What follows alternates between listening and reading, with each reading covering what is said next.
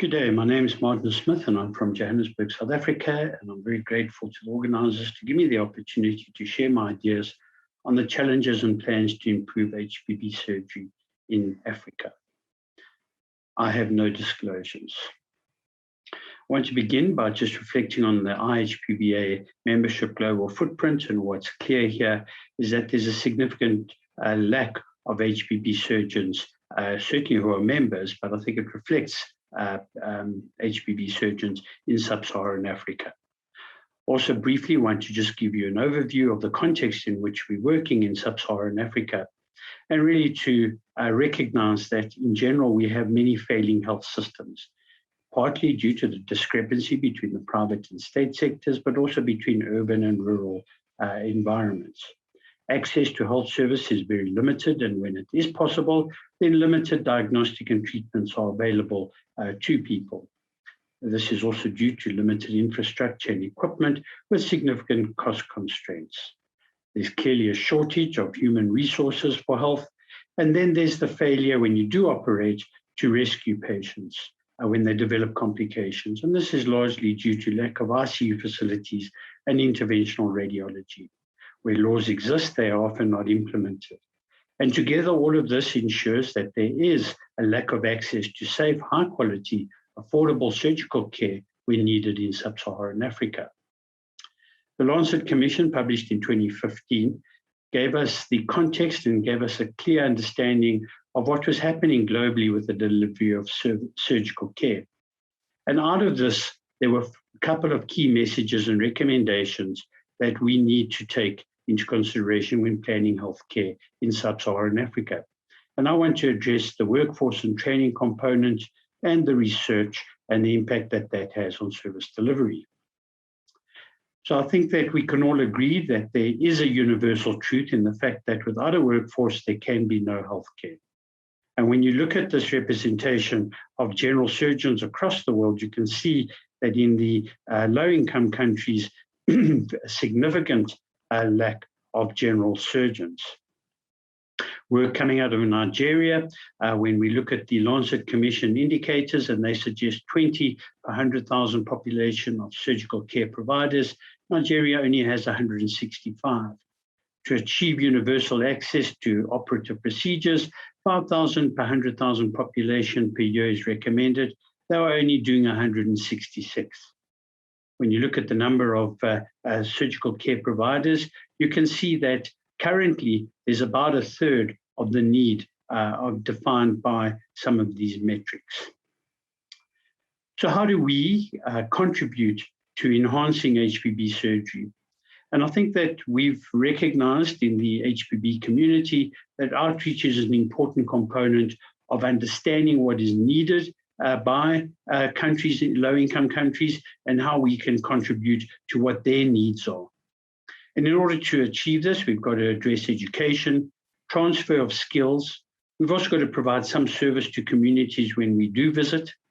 Collaboration and partnerships are really important to develop sustainable relationships. And very importantly, is to support the local endeavor and to support their capacity as advocates, trainers, and researchers. So we've done this by developing national chapters across sub-Saharan Africa. So far, we've developed one in Nigeria, Ethiopia, and Kenya. Much of this work is done out of the South African chapter, supporting the rest of Africa. When we visit these countries, we engage in academic discourse and do lectures and teach.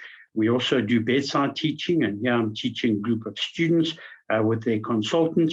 We operate, and I'll address surgical care in a little while now, but we also go into the skills laboratory, and here I'm demonstrating certain procedures on a cadaver.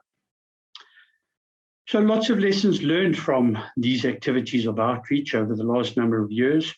Firstly, I think it's important to work with a well-established group, and that's why we developed the national chapters, because I think we have a common alignment. We need to work as multidisciplinary teams to ensure all aspects of surgical care are being benefited. We must have a greater involvement in case selection, and I don't have time to go into this in a big area, But I have to say that one has to be cautious about case selection and indications for surgery. A lot of ethical issues involved in those decisions. Post-operative care is always going to be challenging because you can't stay there for very long. But repeated visits to build on what you've done before and to enhance their skills is really important. The academic symposium I've addressed, and they should also be able to visit your center so that they can learn from what you're doing in your environment. Briefly, some components of research. So it's essential in these countries that academic leadership can assume an advocacy role in terms of improving access to surgical care. And they can only do this through influencing policy, and that can only happen with data, and that data can only come out of essential and important research that they would do. And they know the kind of research that is important for them.